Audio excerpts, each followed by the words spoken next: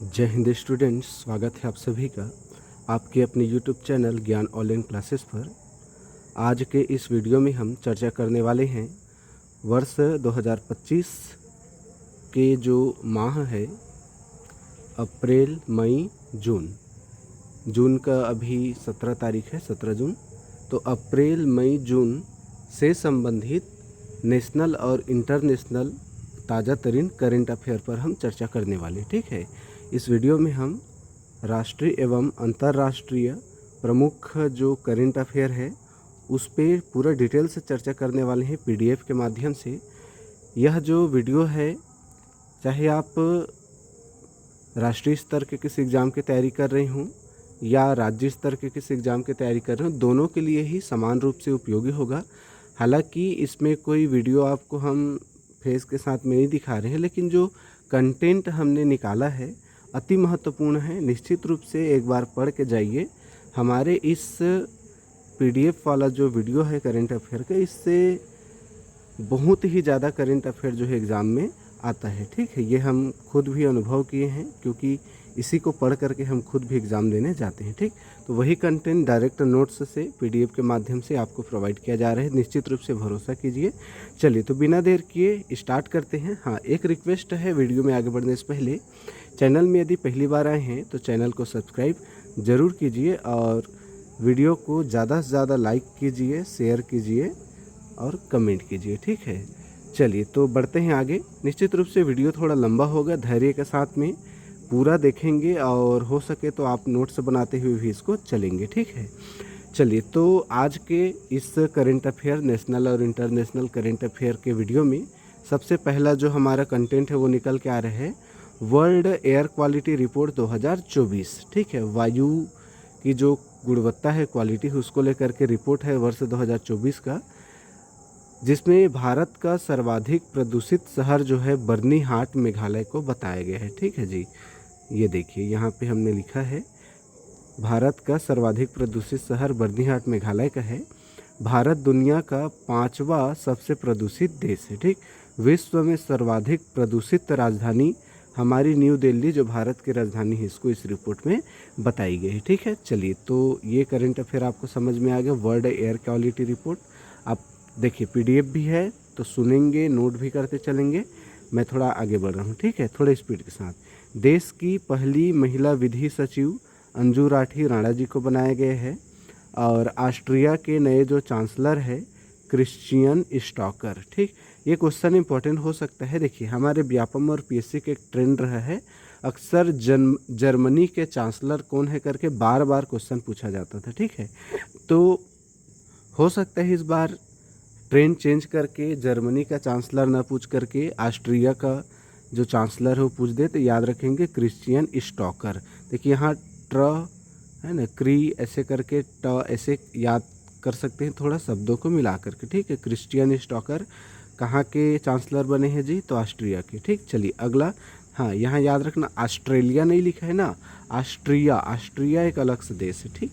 चलिए अगला क्या लिखा है करेंट अफेयर, वैश्विक आतंकवाद सूचकांक 2025, जिसमें सबसे ज़्यादा आतंकवाद से प्रभावित देश में है बुर्किना फासो और दूसरे नंबर पे है आपका पाकिस्तान, ठीक। चलिए आगे बढ़ते हैं। अगला करंट अफेयर इसमें बताया गया है भारत की सबसे अमीर महिला मार्च 2025 की स्थिति में रोशनी नाडर मल्होत्रा, ठीक है। ये जो रोशनी नाडर मल्होत्रा है, ये जो टाइम पत्रिका की विश्व की सबसे शक्तिशाली महिलाओं की लिस्ट जो जारी करता है, उसमें भी भारत की रोशनी नाडर मल्होत्रा का नाम था, ठीक। तो याद रखेंगे, भारत की सबसे अमीर महिला मार्च 2025 की स्थिति में रोशनी नाडर मल्होत्रा है। और यह है कौन? तो Hindustan corporation of limited, HCL कहते हैं। तो HCL टेक्नोलॉजी की CEO हैं, ठीक है। चलिए आगे बढ़ते हैं। अगला करंट अफेयर हम देखेंगे। निश्चित रूप से वीडियो अच्छा लग रहा है, कंटेंट अच्छा है तो चैनल को सब्सक्राइब करें, वीडियो को लाइक किए, ठीक। चलिए अगला, तमिलनाडु सरकार ने बदला रुपया का प्रतीक, ठीक। हमने देखा है कि हमारा जो नोट होता है उस नोट में इस तरीके से आर का एक सिंबल बना है रुपया का। तो इसी सिंबल को बदलने का काम किया है तमिलनाडु की सरकार ने, जहां के अभी मुखिया है मुख्यमंत्री M.K. स्टालिन। याद रखना ये बहुत ही हाईलाइटेड मुद्दा था, न्यूज़ में चैनल में पूरा छाया हुआ था कि कैसे किसी रुपया के भारत के रुपया के प्रतीक को कोई राज्य कैसे बदल सकता है। ठीक, तो ये आपको याद रखना है, तमिलनाडु सरकार ने बदला है रुपया का प्रतीक। ठीक, तो तमिलनाडु के CM कौन है अभी? M.K. स्टालिन। चलिए अगला, वर्ल्ड यूनिवर्सिटी रैंकिंग 2025 में विश्व में सबसे टॉप की यूनिवर्सिटी है मैसाचुसेट्स इंस्टीट्यूट ऑफ टेक्नोलॉजी। ठीक है, उसके बाद भारत में पहले नंबर पे है IIT बॉम्बे, जो पूरे दुनिया में 118 नंबर पे है। भारत के 79 यूनिवर्सिटी शामिल हैं। टोटल 1400 यूनिवर्सिटी का लिस्ट जारी किया गया था वर्ल्ड यूनिवर्सिटी रैंकिंग 2025 के लिए। ठीक, तो याद रखेंगे पहले नंबर पे है पूरे दुनिया में Massachusetts university, Massachusetts institute of technology. ठीक, और भारत का टॉप में है IIT बॉम्बे। ठीक, चलिए अगला, कनाडा के नए प्रधानमंत्री बने हैं मार्क कार्नी। ठीक, चलिए अगला है, वर्ल्ड हैप्पीनेस इंडेक्स 2025 में भारत 118 नंबर पे है। फिनलैंड लगातार 7वीं बार पहले नंबर पे है। अफगानिस्तान 147 नंबर पे सबसे खराब स्थिति में। ठीक, तो भारत का आपको रैंकिंग याद रखना है, वर्ल्ड हैप्पीनेस इंडेक्स में दुनिया भर में भारत जो है 118 नंबर पर है। ठीक, भारत के रैंकिंग वेरी वेरी इंपॉर्टेंट, और फिनलैंड है आपके पहले नंबर पे। चलिए अगला नंबर, ऑपरेशन ब्रह्मा। तो अभी भारत सरकार के द्वारा हाल ही में एक ऑपरेशन चलाया गया था जिसका नाम था ऑपरेशन ब्रह्मा। म्यांमार में भूकंप से प्रभावित लोगों के बचाव के लिए भारत ने चलाया था यह अभियान। तो आपको ध्यान रखना है, म्यांमार में जो भूकंप आई थी उसमें प्रभावित लोगों को बचाने के लिए भारत सरकार ने एक ऑपरेशन चलाया जिसका नाम था ऑपरेशन ब्रह्मा। ठीक, अभी जैसे हाल ही में ऑपरेशन सिंदूर चलाया भारत सरकार ने। ठीक है, ऑपरेशन सिंदूर क्या था? तो पहलगाम जो जम्मू कश्मीर की इलाका था वहाँ पे आतंकवादी हमला हुआ, तो उसका रिएक्शन था भारत की तरफ से बदला लेने के लिए ऑपरेशन सिंदूर चला गया। आपको याद रखना है, ऐसे ऑपरेशन एग्जाम में पूछे जाते हैं कि ऑपरेशन सिंदूर का संबंध किससे है? तो पहलगाम आतंकी हमले से संबंधित है। ऑपरेशन ब्रह्मा का संबंध किससे है? तो म्यांमार में भूकंप से प्रभावित लोगों को बचाव से संबंधित ये अभियान था। ठीक, चलिए आगे बढ़ते हैं। भारत के सबसे अमीर व्यक्ति बने मुकेश अंबानी और पूरे दुनिया में एलन मस्क। ठीक है, हालांकि ये 1 महीना 2 महीना में डाटा चेंज होते रहता है। जब आप एग्ज़ाम देने जाएंगे उसके जस्ट पहले आप लोग देख लेना कि रैंकिंग क्या है। ठीक है, तो भारत के सबसे अमीर व्यक्ति मुकेश अंबानी और विश्व के सबसे अमीर व्यक्ति एलन मस्क। चलिए आगे बढ़ते हैं। अगला, यहाँ पे एक शब्द लिखा है घिबली। घिबली क्या है? ये जो घिबली है याद रखेंगे, अभी हाल ही के दिनों में जब से AI टेक्निक जैसे कि सोरा AI हो गया, ओपन AI हो गया, ठीक है, और भी बहुत सारे आर्टिफिशियल इंटेलिजेंस सॉफ्टवेयर आए हैं जिसमें वीडियो को कार्टून की तरह एनिमेटेड करके दिखाया जाता है, उसी को घिबली कहा जाता है। ठीक, तो घिबली क्या है? जापानी एनिमेशन स्टूडियो घिबली शैली में AI जनरेटेड इमेज। ठीक है, इसमें आपने भी निश्चित रूप से ट्राई किया होगा कभी न कभी। तो आर्टिफिशियल इंटेलिजेंस के माध्यम से आपके फ़ोटो को, इमेज को एक कार्टून टाइप से एक इमेज में बदला जाता है, यही घिबली। तो घिबली क्या है? तो जापानी एनिमेशन स्टूडियो है, एक स्टूडियो का नाम है घिबली, जहाँ से इसका नाम घिबली प्रचलन में आया। अभी बहुत ही ज़्यादा ये चर्चा में रहा है और है भी। ठीक, चलिए आगे बढ़ते हैं। रायसीना डायलॉग 2025। तो रायसीना की पहाड़ी दिल्ली में है, हम सबको पता है। तो रायसीना डायलॉग कहाँ होगा? तो दिल्ली में होगा। भू राजनीति और भू अर्थशास्त्र पर वार्षिक सम्मेलन है, मतलब हर साल होता है। चलिए आगे बढ़ते हैं। RBI की डिप्टी गवर्नर पूनम गुप्ता। ठीक, तो रिजर्व बैंक ऑफ इंडिया की डिप्टी गवर्नर अभी किसे नियुक्त किया गया है? पूनम गुप्ता को। आप सभी के लिए एक क्वेश्चन है, कमेंट बॉक्स से ज़रूर कमेंट कीजिए। RBI के वर्तमान गवर्नर कौन है हमारे भारत के? ठीक, और वो कौन से नंबर के हैं? चलिए, तो इसको निश्चित रूप से आप कमेंट करेंगे। चलिए आगे बढ़ते हैं।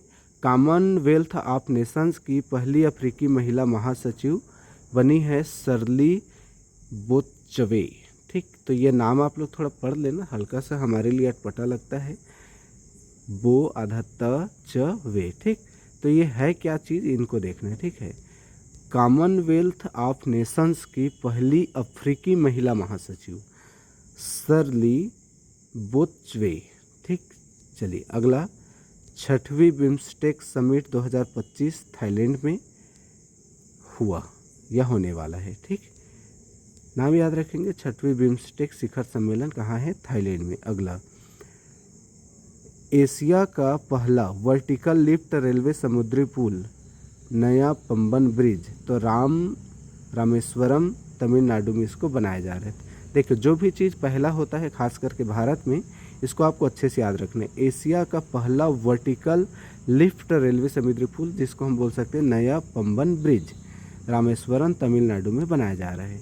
चलिए अगला देखेंगे, टेक्नोलॉजी और इनोवेशन रिपोर्ट 2025 में अमेरिका पहले नंबर पे है, भारत 36 नंबर पे। ठीक, टेक्नोलॉजी और इनोवेशन इंडेक्स में, तकनीक में हमारा देश पूरे दुनिया में 36वें नंबर पे है और अमेरिका कहाँ पर है जी? पहले नंबर पे। अभी हमने वर्ल्ड हैप्पीनेस इंडेक्स देखा जिसमें भारत 118 नंबर पे रहा, आइसलैंड पहले नंबर पे था। यहाँ पे हम देख रहे हैं टेक्नोलॉजी और इनोवेशन इंडेक्स, नवाचार और तकनीक वाला में। ठीक है, पहले नंबर पे अमेरिका और 36 नंबर पे भारत। अगला, एक राज्य एक आरआरबी नीति के तहत ग्रामीण बैंकों का विलय के बाद देश में कुल ग्रामीण बैंकों की संख्या 43 से घटकर कितनी हो जाएगी? तो 28 हो जाएगी। ये वेरी वेरी इंपॉर्टेंट, आप लोग याद रखेंगे। ग्रामीण जो बैंक है, ग्रामीण बैंक की संख्या कितनी होने वाली है? 28 होने वाली है, लेकिन वर्तमान में कितना है? तो 43 है। ठीक, ये 28 कब हो जाएगा? जब नीति के तहत सभी ग्रामीण बैंकों का विलय कर दिया जाएगा, तो 28 बचेगा लास्ट में। चलिए आगे, अप्रैल 2025 की स्थिति में रेपो रेट 6.0%, याद रखेंगे, very very important. Repo rate अप्रैल 2025 की स्थिति में 6.0%, मतलब 6% आपको याद रखना है। ठीक है, चलिए अगला, अब यहाँ पे लिखा है जसपे, JUSPAY, ये क्या चीज़ है? तो बेंगलुरु में स्थित पेमेंट इंफ्रास्ट्रक्चर कंपनी है, 2025 में भारत का पहला यूनिकॉर्न बना है। ठीक, तो ये यूनिकॉर्न मतलब जो प्राइवेट कंपनियां होती हैं, जब उनका मार्केट कैप ज़्यादा हो जाता है, ज़्यादा धनवान हो जाती है, जो अचानक से एक बड़े लेवल पे आर्थिक रूप से मजबूत होती है, ज़्यादा पैसा कमाती है, मुनाफा कमाती है, ऐसे कंपनी को जो है यूनिकॉर्न का दर्जा दिया जाता है। तो याद रखेंगे, जसपे भारत का पहला यूनिकॉर्न है वर्ष 2025 का। ठीक है, बेंगलुरु में स्थित पेमेंट इंफ्रास्ट्रक्चर कंपनी है। जैसे पूछेगा जसपे क्या है, तो आप क्या बोलेंगे? बेंगलुरु में स्थित पेमेंट इंफ्रास्ट्रक्चर कंपनी है। ठीक, चलिए आगे बढ़ते हैं। अगला, मातृ मृत्यु दर में प्रथम स्थान नाइजीरिया है और भारत दूसरे नंबर पे है। अगला, वैज्ञानिकों ने 13,000 साल पहले विलुप्त भेड़िए की प्रजाति को पुनर्जीवित किया है, जिसका जो नाम था वो क्या था? Dire wolf. ठीक, मतलब उस विलुप्त भेड़िए के प्रजाति का नाम क्या था? डायर वुल्फ, जिसको फिर से जीवित करने का दावा किया जा रहा है। अगला, पंचायत एडवांसमेंट इंडेक्स 2022-23, इसमें क्या है? सबसे ज़्यादा ग्राम पंचायतों और बेहतर परफॉर्मेंस में गुजरात नंबर 1 पे है पूरे भारत में। भारत में कुल ग्राम पंचायत की संख्या 2,55,699। ठीक, ये एडीओ एग्ज़ाम के लिए इम्पोर्टेंट था, लेकिन अब तो एडीओ के एग्ज़ाम हो गया और उसमें क्वेश्चन पूछा भी नहीं गया है, लेकिन आपको यदि जानना रहेगा तो निश्चित रूप से आप इसको ध्यान में रखेंगे। ठीक, चलिए अगला, भारत के 52वें मुख्य न्यायाधीश संजीव खन्ना। अभी मैंने आपको होमवर्क के लिए बोला था कमेंट करने के लिए, लेकिन अगले नंबर पे आ ही गया। ठीक है, अच्छा ये तो मुख्य न्यायाधीश है जी, मैंने तो आपको आरबीआई के गवर्नर की बात कही है ना। हाँ, चलिए, तो आरबीआई के गवर्नर के क्या नाम है उसको कमेंट जरूर करना आपको। ठीक है, चलिए, तो भारत के 52वें मुख्य न्यायाधीश चीफ जस्टिस ऑफ इंडिया बने हैं जस्टिस BR गवई, भूषण रामकृष्ण गवई इनका पूरा नाम है। बी का मतलब भूषण है, आर का मतलब रामकृष्ण है। ठीक है, जस्टिस भूषण रामकृष्ण गवई, BR गवई किनके स्थान पर बने हैं? तो संजीव खन्ना के स्थान पे बने। ठीक, कितने नंबर के ये मुख्य न्यायाधीश बने? भारत के 52।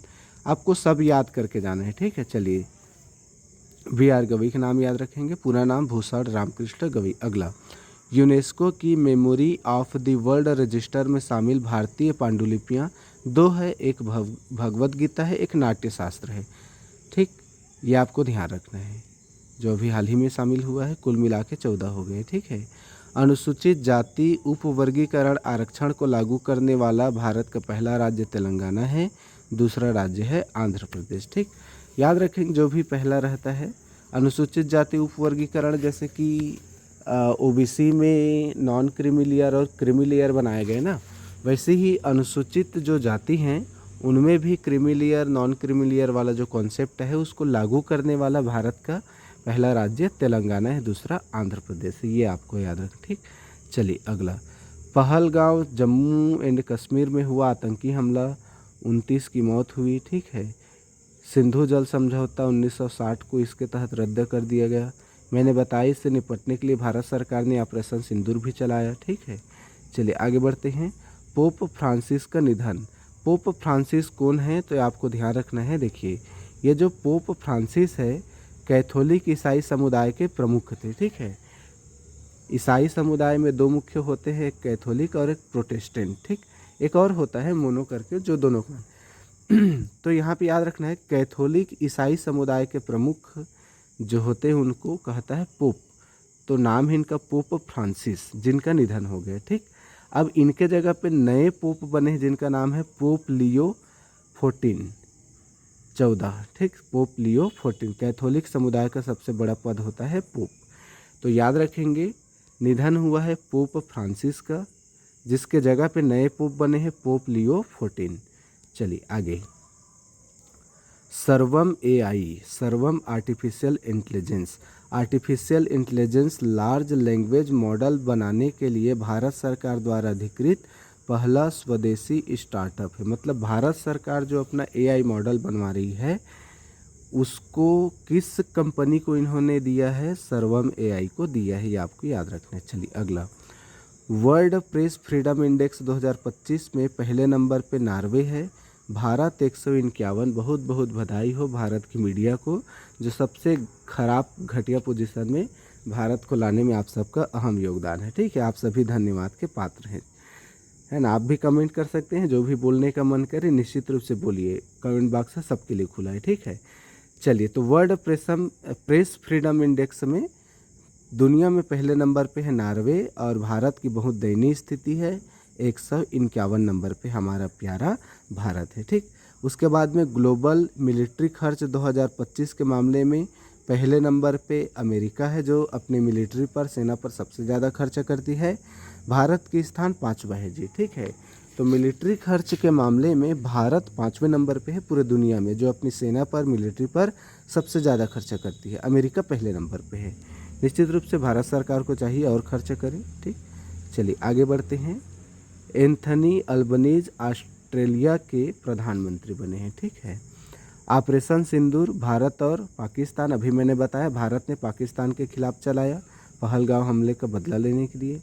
विश्व की चौथी बड़ी अर्थव्यवस्था बनी भारत, जापान को पछाड़कर आगे निकल गई IMF की रिपोर्ट के अनुसार। तो याद रखेंगे, अब कभी क्वेश्चन पूछेगा कि पूरे दुनिया में भारत की अर्थव्यवस्था किस नंबर पे है, तो आप बोलेंगे चौथी नंबर पे है जी। और हम किसको पछाड़ करके आगे निकल गए? जापान। याद रखेंगे, किसको पछाड़ कर? जापान। वो जापान जिससे हमने भारत में बुलेट ट्रेन चलाने के लिए 50,000 करोड़ रुपये उधार लिए है 50 सालों के लिए। समझ आ रहे? तो हमने उस जापान को पीछे छोड़ करके पूरे दुनिया में चौथे नंबर की बड़ी अर्थव्यवस्था के रूप में हमने उपलब्धि हासिल की है। और हम और आप नहीं कह रहे, IMF अंतर्राष्ट्रीय मुद्रा कोष की ये रिपोर्ट है।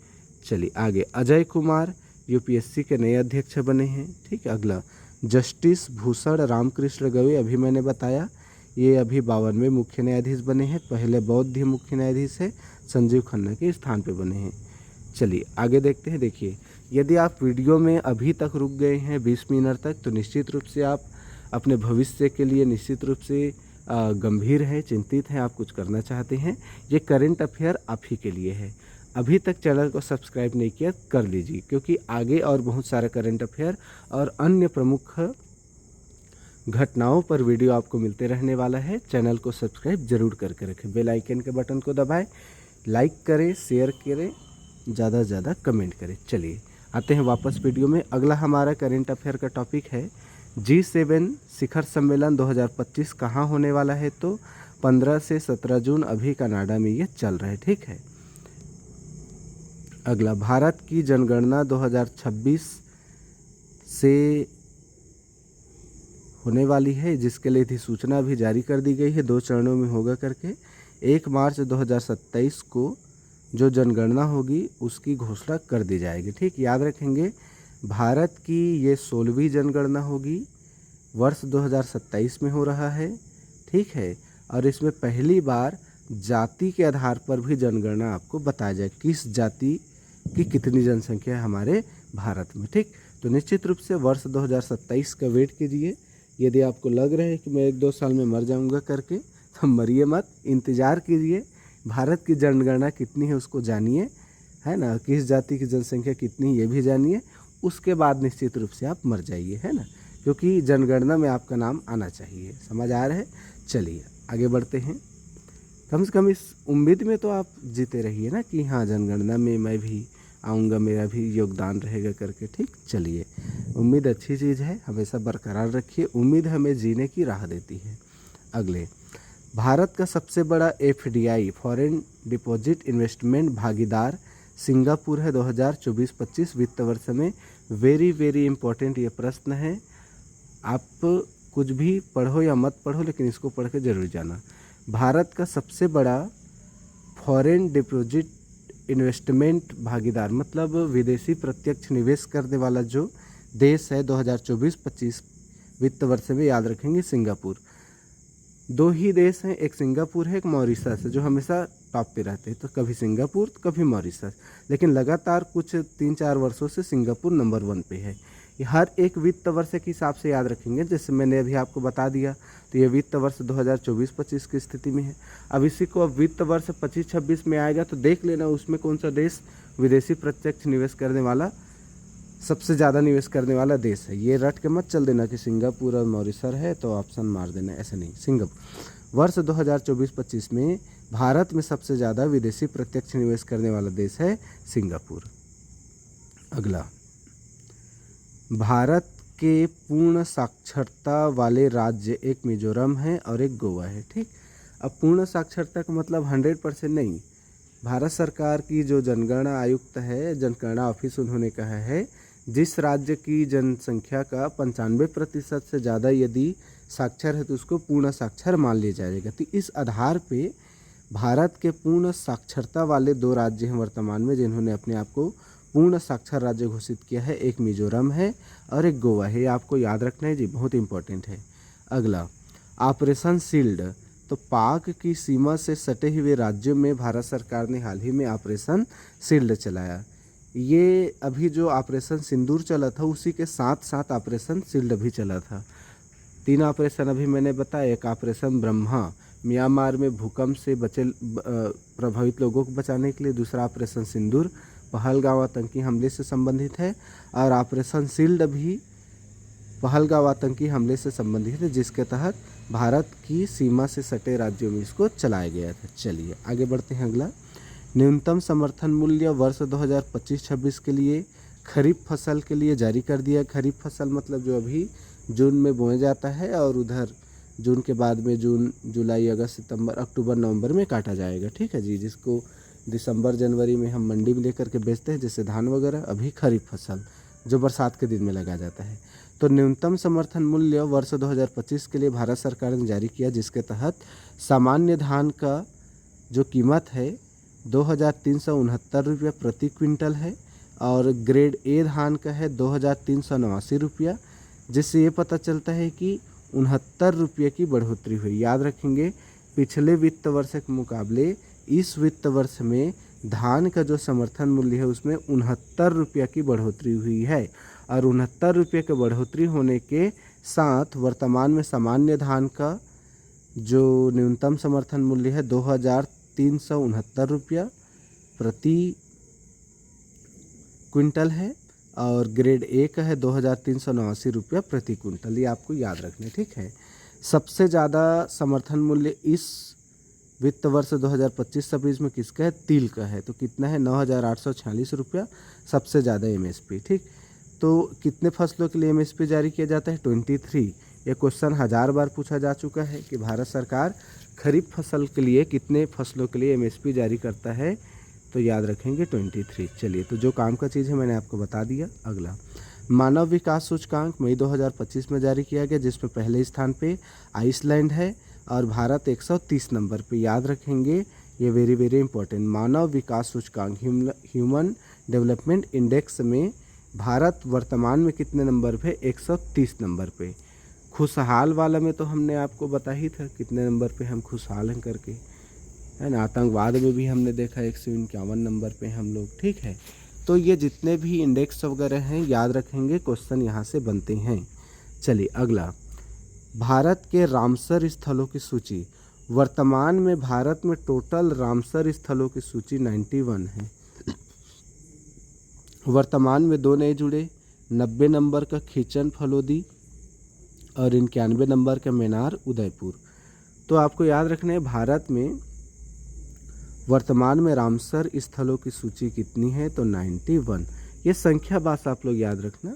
रामसर है ना, आर्द्र भूमि जो भी जगह होते हैं पूरे दुनिया भर के, उसको संरक्षित करके रखा जाता है, जिसको लेकर के रामसर नाम के जगह पे एक सम्मेलन हुआ था, उसको लेकर के रामसर एक सूची जारी की गई, जिसमें दुनिया भर के जितने भी अलग अलग आर्द्र भूमि, मरुभूमि, जैसे कोई अभयारण्य है ना, कोई उद्यान है जहाँ पे विभिन्न प्रकार के जो जीव जंतु निवास करते हैं, मतलब जहाँ का अपना एक अलग सा पारिस्थितिक तंत्र होता है, ऐसे जगहों को संरक्षित रखने के लिए इस लिस्ट में नामित किया जाता है। तो याद रखेंगे, इस रामसर सूची में भारत के 91 स्थान अभी तक शामिल किए जा चुके हैं।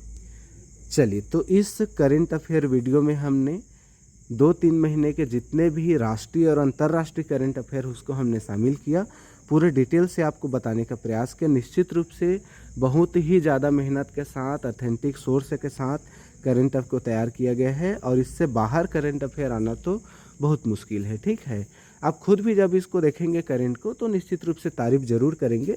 हाँ, एटलीस्ट ये है कि पूरा आपको देखना पड़ेगा।